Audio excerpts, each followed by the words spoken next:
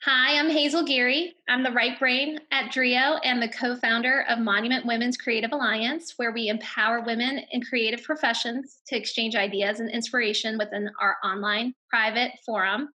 We also host learning workshops and social events and offer local volunteer opportunities that impact your community. And I am Rachel McFadden. I am the other co-founder of Monument Women's Creative Alliance, as well as the left brain of Drio, where we work with small businesses and nonprofits to develop their website and help with their online marketing. We want to thank our panelists for joining us today as we discuss what does effective networking look like today. I'm going to go ahead and introduce our panelists. So first we have Jim Reese, who is the Director of Business Development at Offutt Kerman. Jim is a master networker, and he prides himself on being able to make meaningful connections. We have Colleen McKenna, and Colleen is the principal at Intero Advisory, which she launched for individuals and companies focused on increasing their sales and talent initiatives. Her membership site, blog, and podcast reach a global audience, and more than 600 companies have benefited from her expertise. We have Letta Moore.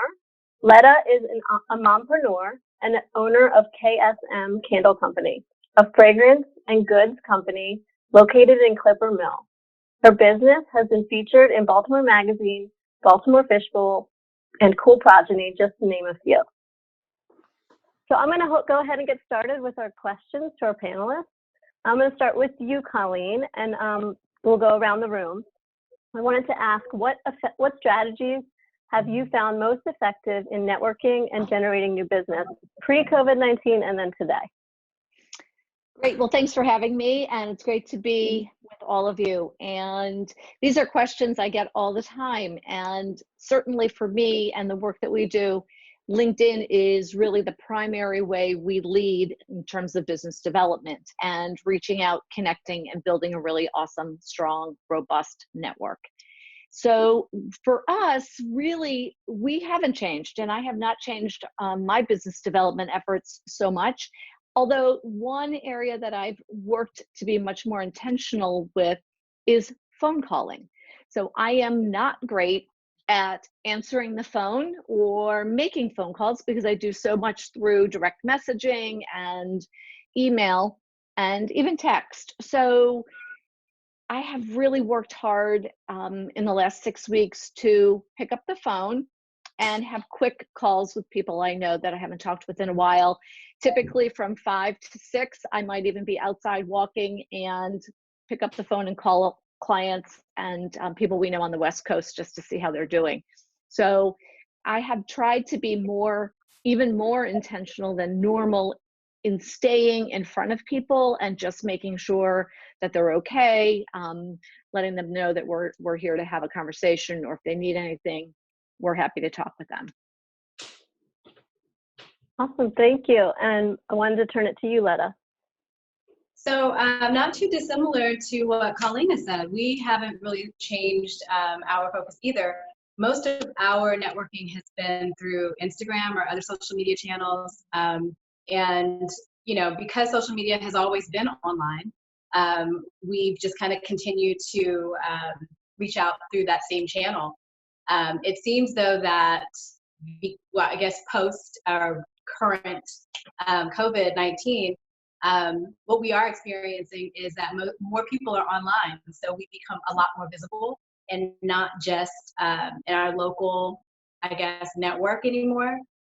We are finding that people are finding us or reaching out to us even across the U.S. So that has definitely increased since this has happened. That's awesome. Especially that it's now moved, outside of just the U.S. and Maryland. Cool. How about you, Jim? The success I've had in networking and generating business has not changed a pre and current situation. What I've learned in my role at Offutt Kerman is for me I need to get in front of certain people. And for me to get in front of the right people, rather than take a chance, I have created my own C-level peer groups. And I've also planned my own events where I can invite the people that I want to meet. So I'm now doing that virtually. I've got at least 4 groups where I manage who we invite to the sessions.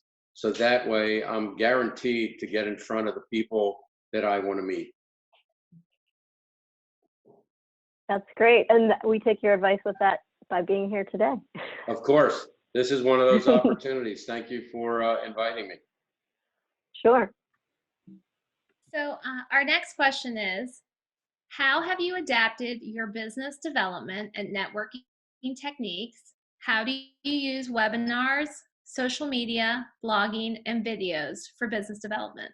Jim, let's start with you. What are your thoughts? Well, thank you. I try it all. I'm sending lots of emails, scheduling phone calls, scheduling Zoom meetings, and attending virtual webinars.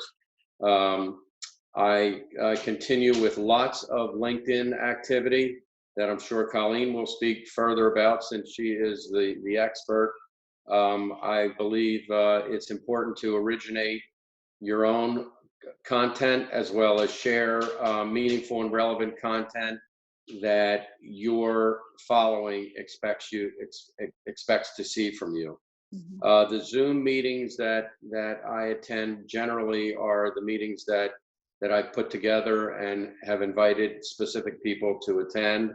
And then I partner with others to do networking, more networking Zoom meetings. I think there's a terrific thirst for networking because we're not able to do it in person. So the Zoom networking seems to work well, mostly in smaller, more intimate groups. And then, of course, now I'm using a lot of video. I'm sending short video text messages in the morning. I'm doing video conversations with attorneys and video conversations with clients. And it's very conversational. It's not even an interview. It's just conversational. It's light. It's informative. It's entertaining. Thank you, Jim. And Colleen, what would you like to add? Well, I think it's so interesting. I think there's so many new opportunities and tools and techniques to try right now. And I think they're all on the table. And one of the things that we started doing, we've been blogging for a long time, probably 5-6 years at least, and obviously doing LinkedIn content and posts. But very early on, probably about 6 weeks ago, I had a client say to me, you know, I was getting ready for conference season and all the conferences are gone. What should we do? I've been using LinkedIn. So many of my colleagues don't. You should do a webinar. So we started doing webinars. We put a webinar together in like 48 hours and we had well over 100 people sign up and we had a great session. So we did a second and then that was well received. We did a third. We did 5 altogether. So it was really interesting and they were really kind of spontaneous in just how we marketed them. But they were great. And then they provided great content that we could then put on our website. So once again, another way to look at content. We've been playing with doing more videos. We have an online membership site. So we've been really building, much to Jim's point, that intentional community that we come together every Monday morning and do group coaching. This past Monday, we started talking about using video in very small snippets more purposefully, and somebody mentioned something called Soapbox. So Soapbox is my new favorite tool for the week, and I've been creating, and I did our blog post instead of writing 500 words. I did a 2-minute video that went up, and it was all about a particular tip on LinkedIn. So I feel like this is such a great time to test these different ways we can communicate and figure out where we can innovate and do some new things that our audience and the people we want to be doing business with will find interesting. So I think this is such a great time to test and learn new things. And we've got to test all of them. But how people want to talk to us, it's going to be across the board. So from texting to video to the written word, to a phone call, all of these kind of, I think, need to come together and sort of be a surround sound system for business development. That's awesome. Thanks, Colleen. And Letta, I know that you touched upon earlier how you leverage Instagram for business and development and networking. Do you have anything else to add? Sure. So part of our business model has also been teaching workshops. And so we were doing a lot of workshops in person in our space until, they did away with the gatherings, right? So in-person gatherings. So we moved our candle making workshops virtually online. So now people can sign up, and it's not just regulated to the Maryland or Baltimore area. Anyone can sign up. We have people signing up from California to Texas to Michigan, all over, the U.S. So one of the things that we just wanted to stay on top of was just being able to connect with our customers. 70% of people in the U.S. own candles. So candles are obviously something that people enjoy. It's our business. And so we just wanted to be able to reconnect with people in a way that touched our business model the way that it had prior to having to stop communicating or being together in groups. That's awesome. We wanted to move to the next question, and we'll start with you, Colleen. We wanted to know what advice you have for business professionals who are trying to find new opportunities. Well, I certainly think you need to understand where your best customers and clients are and move to those channels. And certainly if it's business to business, LinkedIn is that place. If you're really going up to the consumer like Letta, then it is definitely going to be Instagram. Her Instagram posts are beautiful, absolutely beautiful. Everything she does is really beautiful. And so she's on a different platform, but she's on LinkedIn too. I definitely know, right? And yeah. So I think it's really finding the place where the people that can buy from you where they are and start to engage with them there. So, and that might mean lots of different places. I think you need to understand how you come across on those channels, but it's very difficult to be really proficient, in my opinion, and looking amazing on all of these channels. So just really master one at a time. That's what I tell all of our clients. Just figure out one. And somebody just sent me a message about 30 minutes ago and said, I've got over 23,000 people. I need to find 4 clients. Can you help me? Like, so it's not the size of your network. It's how much you know that network, right? You can have 100 people and engage with those people, and those people will know who you are. So you have to be known. So you have to find the channel, I think, that resonates with your audience, and be known on that channel and stand out and don't look like everybody else. So, and test a lot of different things to find out how they want to engage back. Yeah, that's great advice. Thank you. And how about you, Letta? What advice could you give us?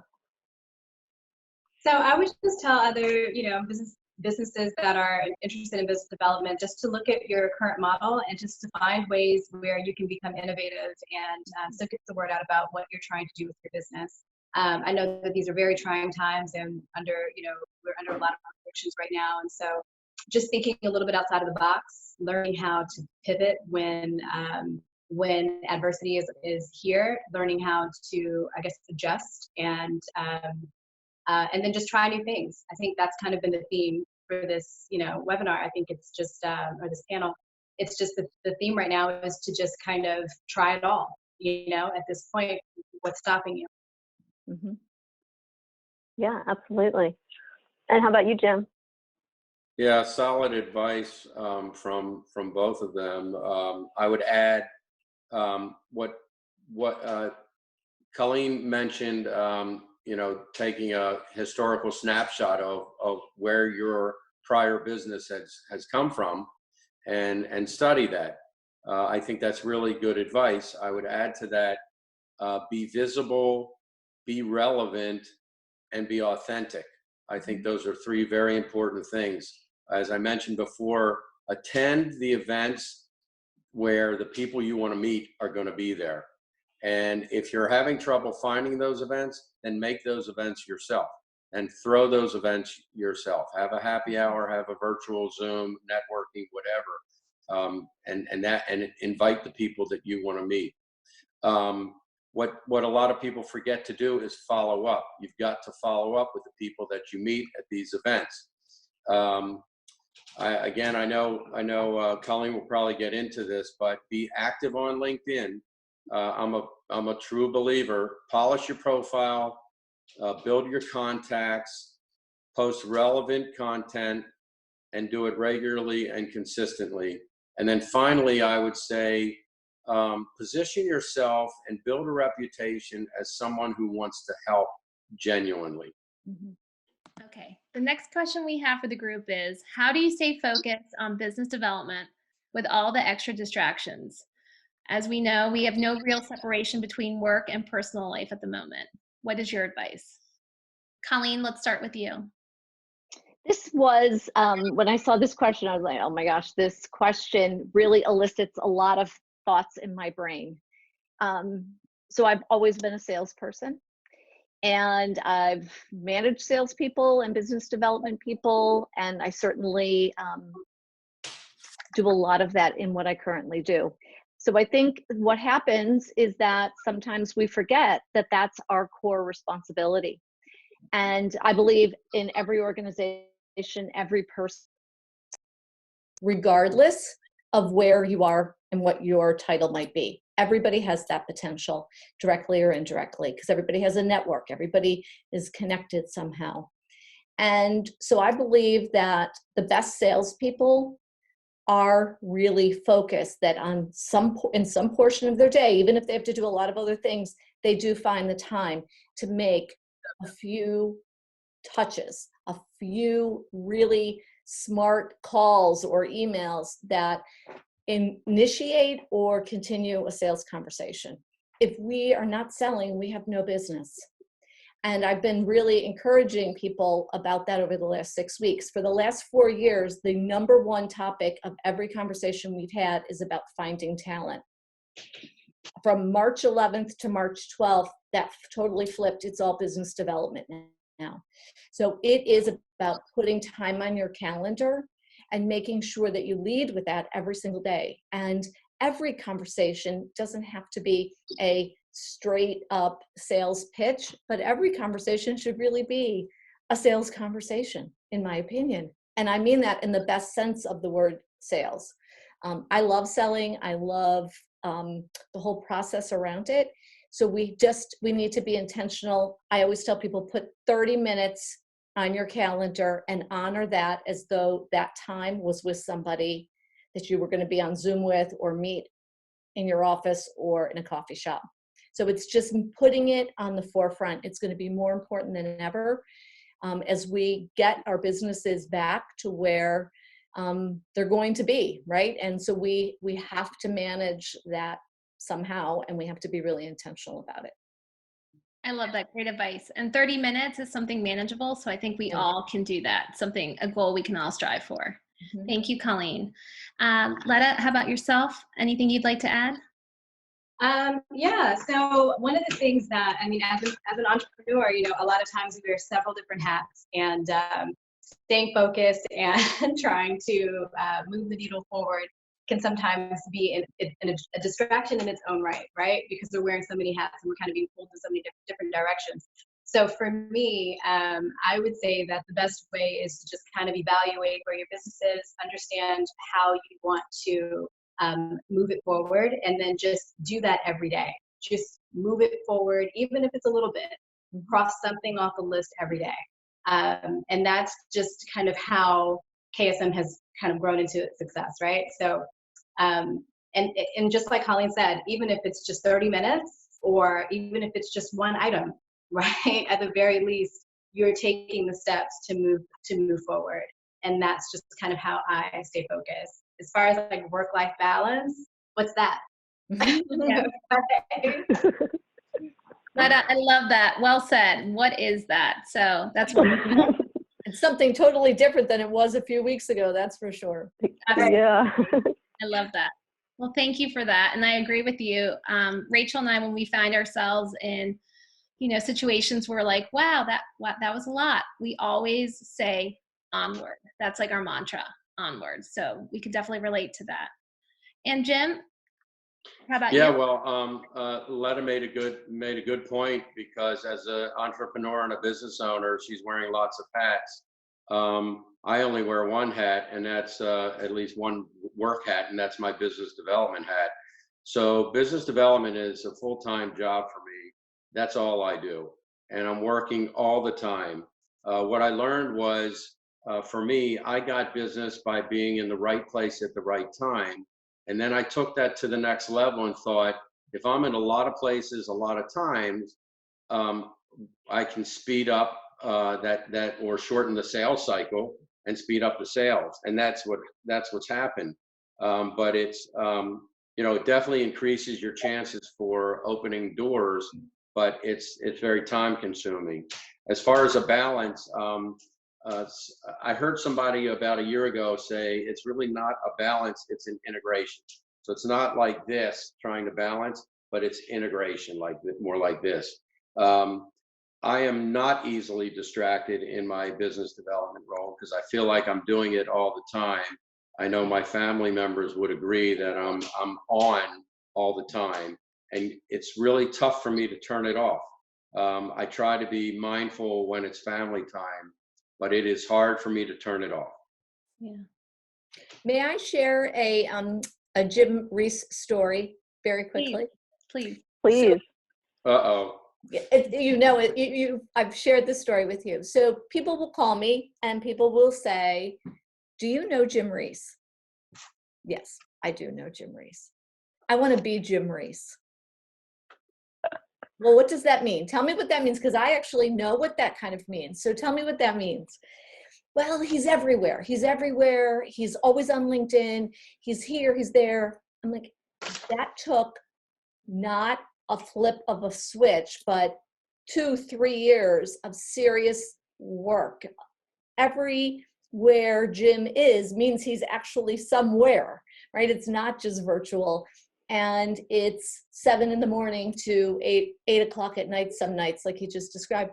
So when people say, well, I want to be Jim Reese, and so I kind of laugh when people say that to me now, Jim, and I can't tell you how many people have, but because he's consistently everywhere. Now I don't know that you need to be everywhere, Jim. People just perceive that you're everywhere. Yeah. I know that you are a lot of places, but it's kind of interesting. Yeah, it's my twin that you see sometimes. Right? Right. But that speaks to the consistency.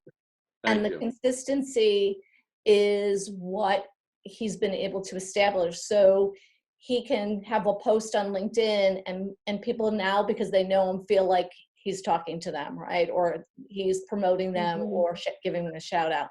So it's like he's done such a brilliant job of building his brand, but being seen and being visible in multiple channels really at a time.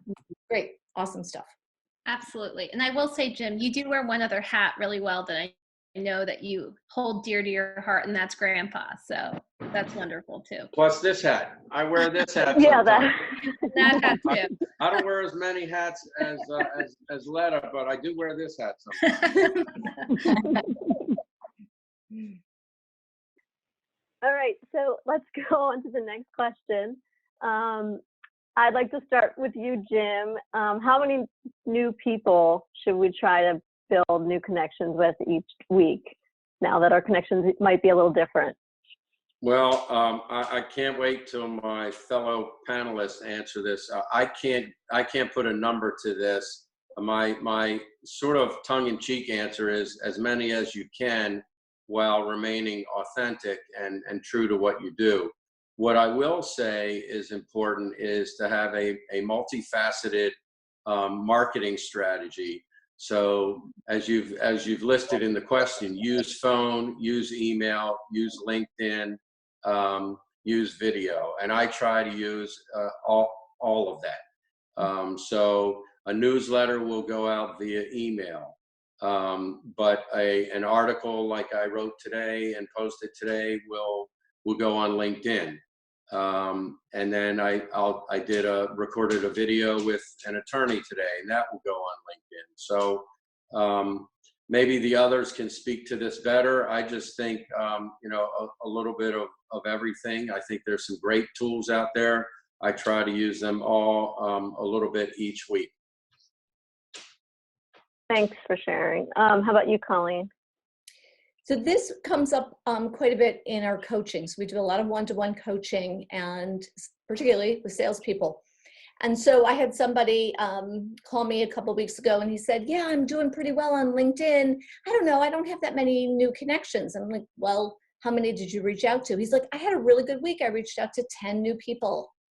Well, even if you have a 30% response rate, which is probably pretty good, that's only 3 people. Probably not enough to really build a strong pipeline. So I think it's really important to think about, where do you need it to end up? What do you need to work with in order to close business? So we do a lot of LinkedIn outreach for our clients. Our most popular plan is 65 new LinkedIn profile outreaches per week, trying to connect them with at least 65 new people. And, so suddenly then if it's 30%, now we've got a little bit to work with. And then we add some phone in there and some email in there as well. For some of our clients, it's 125 per week. So depending on who their audience is. So for salespeople, where it's 100% of your time, or, as close as you can get to that, you've got to have that number. There does need to be a volume play there. So not 100 cold calls, I wouldn't suggest, but I would say, 80 LinkedIn connection requests, or engagement through Instagram or Twitter, or whatever you're using, whatever your platform is, a few emails, a few phone calls, because we have to find out how people are going to respond. That's what we're always looking for. So we've got to measure it and put some numbers to it, because everybody wants to see a metric. So I always want to know what you need to end up with, and then work backwards. But I do think it's engaging and nurturing your network, and then expanding your network. Thank you. Thanks for that advice. And how about you, Letta? So I'm kind of like Jim. Like, there really is no actual number for me. Through my engagement on, I guess, Instagram and social media, it's just, I can see the responses based off of kind of like when I, put content out, et cetera. I've tried to be, just like Colleen had mentioned earlier, very deliberate with the content that I put out. So that way I'm targeting the people that I am trying to connect with, or that, that I want to, I guess, be familiar with my brand. And then that's just kind of it. Like, I just, there's no limit. In other words, I would love to connect with as many people as possible. So I just try to use my social media platforms. I also do newsletters and stuff like that as well to my network. And just engage with people that way, as many people as I can that way. So the overarching theme is engage with as many people as possible. Yeah, absolutely. I mean, something Jim had said earlier, just trying to stay relevant, just, continuing to just be relevant and genuine in front of the people that, who are your customers. Can I jump in and say something? Because Colleen has coached me an awful lot on LinkedIn. And one of the things that I learned from Colleen is that for many of us, our most common thread with the rest of the universe are the people who graduated from the same college that we did. So, for example, 4 weeks ago, I had nothing to do on a Sunday, and I reached out to all of my fellow alumni, and in the major cities where we have offices, and I made a lot of connections. And this week, one of them became a client. So I encourage everyone who's going to listen to this, reach out to your college alumni. It's a great common thread, and who wouldn't want to connect? And they might be a client or referral source one day. I love that. That's awesome, Jim. And, I thought you were going to go in another direction. May I add one more piece? Of course. COIs. We call them COIs, Centers of Influence. So Everybody on this call is a center of influence, right? And I always say, find the centers of influence in your network, and not 100 people, 10 people, because those are your natural connectors, and be continually networking with them. Those are the people that you know, like, and trust. They know, like, and trust you. And we talk a lot about those centers of influence.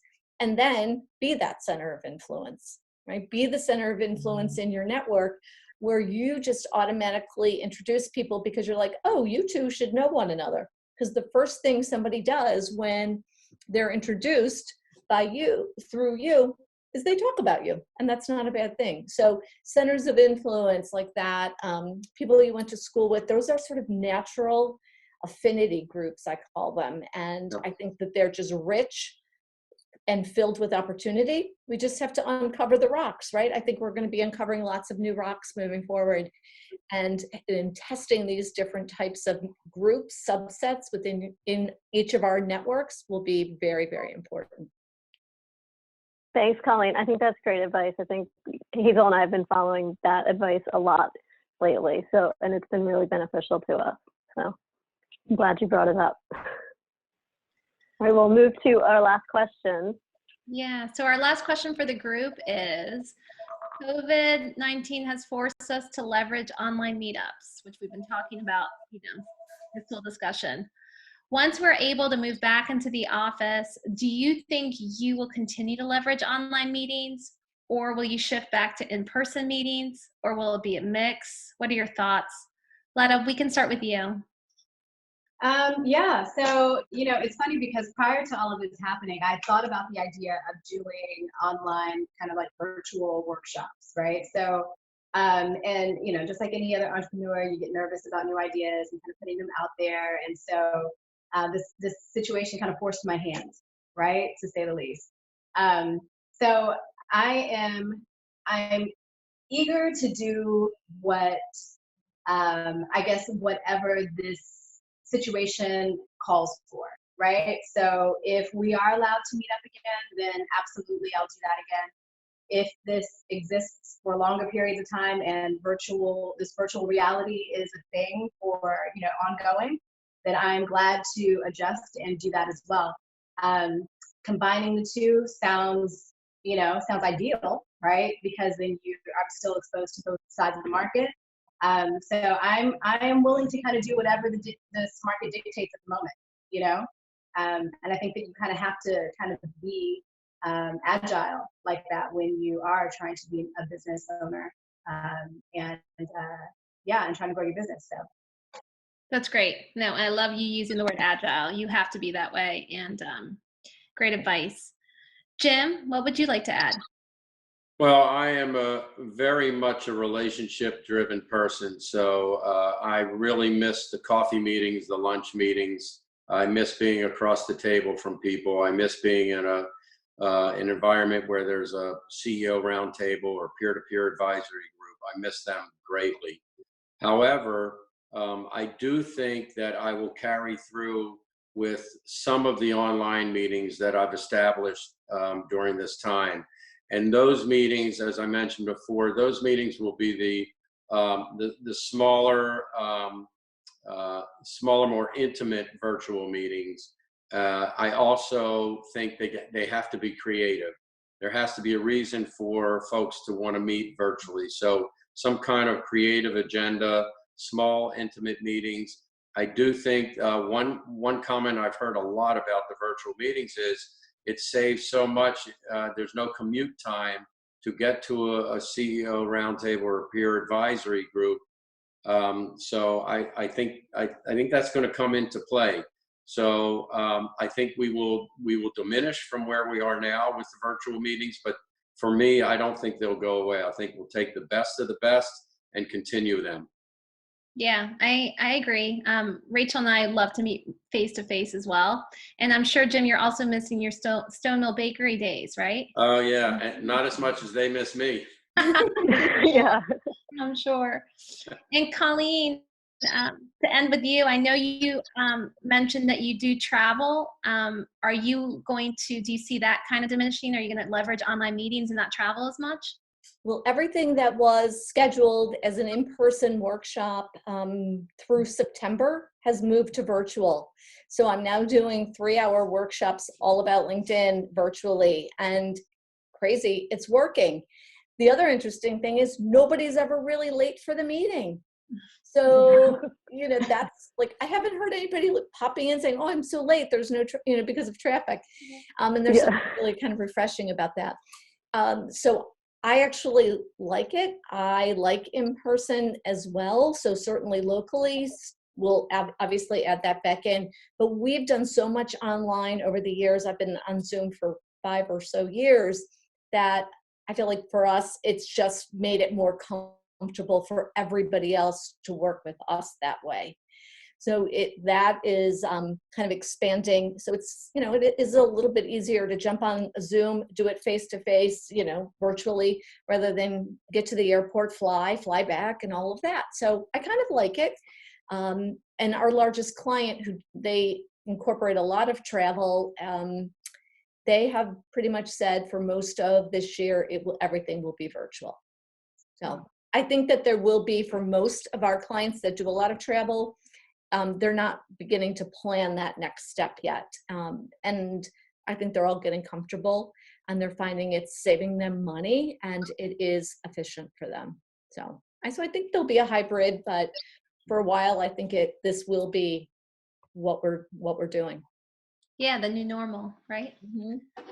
Well, before we conclude, I'd like to thank our panel and ask them to share their final thoughts about today's discussion. We'll also be sharing their contact information to our viewers so that they can connect with you, you can connect with them. So Colleen, can you begin your thoughts?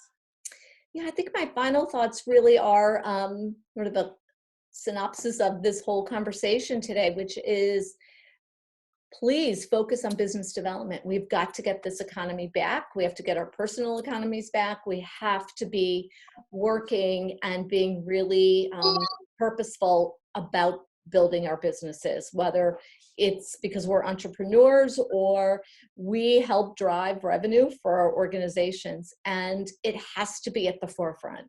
And you have to have a plan to do that. And you have to have an accountability partner somewhere along the line. So find that accountability partner, really work on how you show up online, because that's going to be your main means. But make sure that the business development, those calls, those emails, those connection requests get done so that you can be having good conversations, because people are paying attention right now, somewhat distracted, but business is still happening. And you want to be a part of that happening for you. Thank you, Colleen. Letta, what would you like to add? I would just like to say, very, very similar.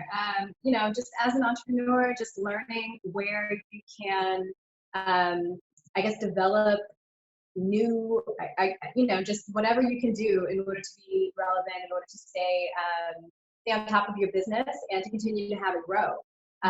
One of the things is that, like, having the virtual workshops, I would say that the in-person workshops that I was doing in my store, in my studio, was about 50% of my business revenue. And so if it weren't for the virtual workshops or the option to do virtual workshops, I'm not sure where my business would be. So being able to add something like that was absolutely important to continuing my business model and continuing the business moving forward.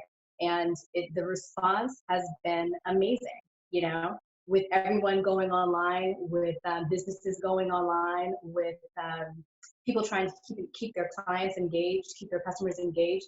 They're calling on small businesses like mine to do activities like candle making workshops, et cetera, so that way people can kind of continue to get together and to socialize with one another. And so if you are an entrepreneur, if you're out there and you're trying to figure out ways to, to continue running your business, try to think in terms of what could possibly be missing out there that people need access to.